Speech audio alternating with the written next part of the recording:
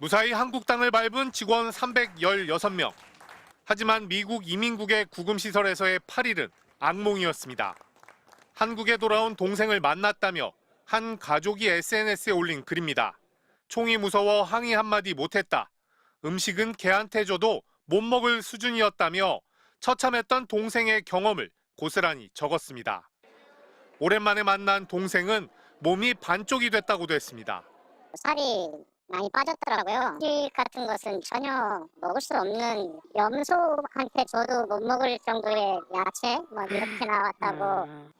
샤워 시설과 화장실은 천조가리 한 장이 가림막의 전부였고 70명이 넘는 사람을 한 곳에 몰아넣은 숙박시설은 제대로 된 침구류 하나 없었다고 했습니다. 유리선으로 된 그 목불을 뒀는데 거기에 먼지가 너무 많아서 다른 이유로 또 불릴까 봐 거의 잠을 1시간 이상은 거의 못 잤다고 그러더라고요. 몸과 마음이 지칠 대로 지친 상황. 직원들을 파견 보낸 기업에서는 우선 건강 회복에 만전을 기하는 모습입니다. 건강검진이나 요즘은 힐링 프로그램 그런 거 있잖아요. 이렇게 좀 진행하고. 추석까지 유급 휴가를 제공하거나 각종 심리 상담 등을 진행하는 계획도 세웠습니다. 막상 우리 기술자들이 한국으로 돌아오자 미국 현지 언론에서는 트럼프 정부의 실수라며 비판의 목소리가 커지고 있습니다. Almost all of them, by the way, were from South Korea. They were working, helping the United States as part of an investment agreement that South Korea, what the is going on? 미국 월스트리트 저널도 미국에는 이런 일을 할 인력이 없다며 조지아에서와 같은 급습은 트럼프 대통령이 원하는 외국인 투자를 오히려 억제하는 요인이라고 지적했습니다. MBC 뉴스 박진준입니다.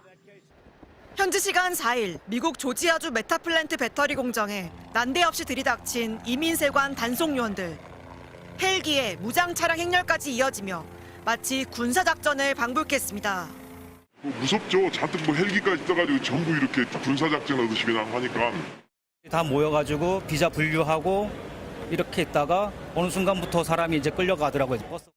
317명 한국인 직원들이 줄지어 수색을 당했고 케이블 타이에 손발이 묶이기도 했습니다. 소지품을 반납하자 손에는 일제히 수갑이 채워졌습니다. 갑자기 수갑을 채우더라고요. 저도 영어 잘 못 알아들으니까 사람 너무 그냥 시키는 대로 했어요. 시키는 대로. 영문도 모른 채 버스를 타고 끌려간 포크스턴 구금시설은 최악이었습니다. 이미 수감된 다른 죄수들과 같은 공간에서 같은 취급을 받아야 했기 때문입니다. 족쇄도 차는 친구들도 있었고 저 같은 경우는 허리 체인에다가 수갑 이렇게 차고. 2인 1실은 그나마 나은 편. 한 방에 80명 넘는 인원을 몰아넣기도 했습니다. 충격받았죠. 범죄자 신분이 범죄자인가? 범죄자가 맞나? 이런. 수백 명이 같이 쓰는 화장실은 턱없이 부족했습니다. 2층 침대가 40개가 있으면 80명 정도가 들어갈 거 아니에요. 거기에 볼일 보는 데가 4개 정도 있고. 매일 3번 빵을 제공받았지만 냄새나는 물은 고역이었습니다. 물도 식수로 갖다 주는데 거의 좀 냄새가 난다고 그러잖아. 먹을 수 없는 환경이 왜 주는지도 모를 정도로. 석방이 한 차례 연기됐을 때는 모두가 망연자실했고 저희가 다 기대하고 이제 준비하고 있었는데 갑자기 이제 뭐가 협상이 잘못됐다 그래가지고 언제 나갈 수 있을지 하루하루 마음 졸여야 했습니다. 언제 나갈지를 계속 몰라가지고 그게 제일 힘들었죠. 언제까지 버텨야 되나. 진짜 최악이라고 해야 돼. 11일 새벽 굳게 닫혀있던 구금시설의 철문이 드디어 열렸고 살았구나, 끝났구나 싶었죠. 구금된 지 8일 만에 고국으로 향하는 비행기에 올라탈 수 있었습니다. MBC 뉴스 지은수입니다.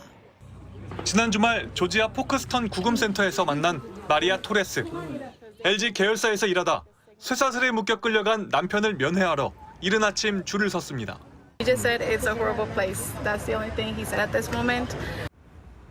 체포돼 구금된 남편은 7살에 미국으로 이민을 온 영주권자였습니다. 부인인 마리아도 영주권자. 심지어 이민 변호사 사무실에서 근무하는 이민법 전문 인력입니다. 이런 그도 남편이 체포된 이유를 짐작조차 못하고 있었습니다. I'm just like stuck, and I know that. it's not only taking families apart. You're, financially putting us in a really hard situation. Our kids are asking for him all the time. 유일하게 잔류를 선택한 한국인 노동자 한 명은 영주권 신청 상태. 가족 모두 미국 영주권자였습니다. 구금됐던 한국인 중엔 미국에 세금까지 내는 주재원 비자를 소지한 이도 있는 것으로 알려졌습니다. 아무 문제가 없는데도 영문도 모른 채 끌려가 갇혔던 셈입니다. 할당량을 채우는 게 중요하고 법적으로 나중에 소송이 된다면 그건 나중 문제다라고 생각을 하는 것이죠. 법적으로 문제가 되는 체포와 구금이죠. 구금된 노동자들의 귀국과 관련한 협의를 잘 아는 외교 소식통은 MBC에 미국 측이 일부 위반이 있지만 모두 경미한 수준이라고 했다며 이는 이민국 차원의 판단으로 알고 있다고 말했습니다. 이민당국은 지난 1월부터 수사를 해왔다며 정당성을 주장했지만 한국인 300여 명을 끌고 가 강제 조사한 결과가 고작 이런 것이었습니다.